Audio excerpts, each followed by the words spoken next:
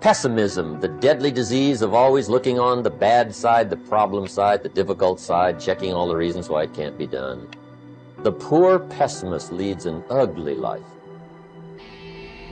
To the pessimist, the glass is always half empty. To the optimist, the glass is half full. Why would the same measure affect people two different ways? Answer: it all depends on how you look at it. Our lives are mostly affected by the way we think things are, not the way they are. The way we think they are affects us most. He doesn't try to figure out what's right. He tries to figure out what's wrong. He doesn't look for virtue. He looks for faults. And when he finds them, he's delighted. How ugly. Young people always have a reason to be upset and cynical about the current state of affairs, and it's that way forever. And it's easier just to accept that, because there's also a positive element, and the positive element is, well, you've been granted something rather than nothing, and maybe you haven't been granted pure hell, because especially in a culture like ours where many things actually function quite well, so there's room for gratitude there. Even if it's a broken machine, it's not one that's completely devastated, and it's not absolutely hell-bent at every second on your misery and destruction. And it easily could be, because many societies are like that. And so the fact that we happen to live in one that isn't corrupt beyond imagining is something to be eternally grateful for.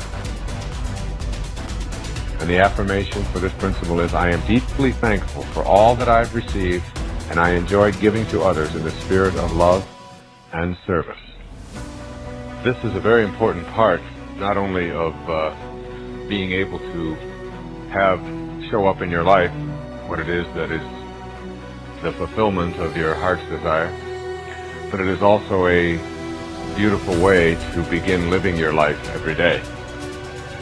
There's an old saying that says, if you're not generous when it's hard, you will not be generous when it's easy.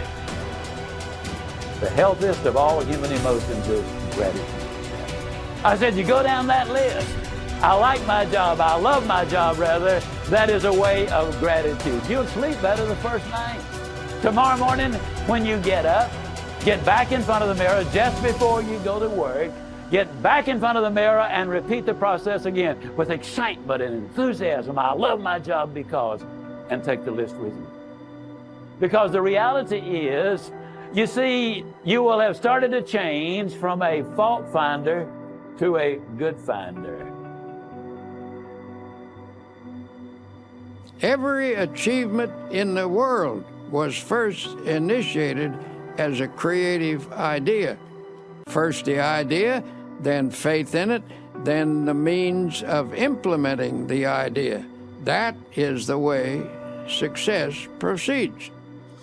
Here is the idea. What is your present trouble? Your trouble is that you lack everything, don't you? You lack money, you lack subscribers, you lack equipment, you lack courage. And why do you suppose you lack everything? Why, simply because you're only thinking about what you lack. You are constantly thinking lack thoughts, and you have thereby created a condition of lack. If you constantly think about what you don't have, you keep creating the conditions that keep you in this state. By emphasizing only what you lack, you frustrated the creative forces that can get this project really rolling. From the standpoint of doing a lot, you've been working very hard. But you fail to do the one all-important thing that will lend power to all your other efforts. You have not employed positive thinking. To correct the situation, to reverse the mental process, and begin to think, instead of lack, to think prosperity, achievement, and success. Don't hold on to the mental pictures of difficulties and failures.